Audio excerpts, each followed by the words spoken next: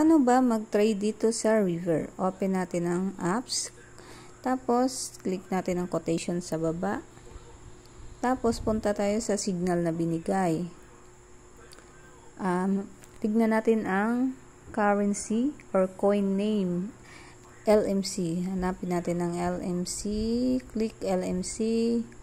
Click buy sa upper left. Buy.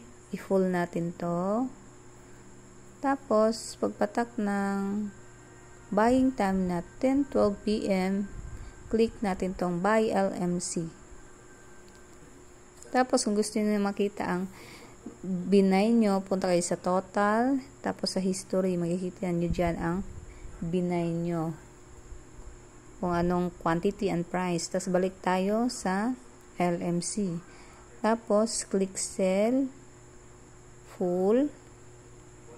Tapos, tignan natin ang sell time na 10:29 PM.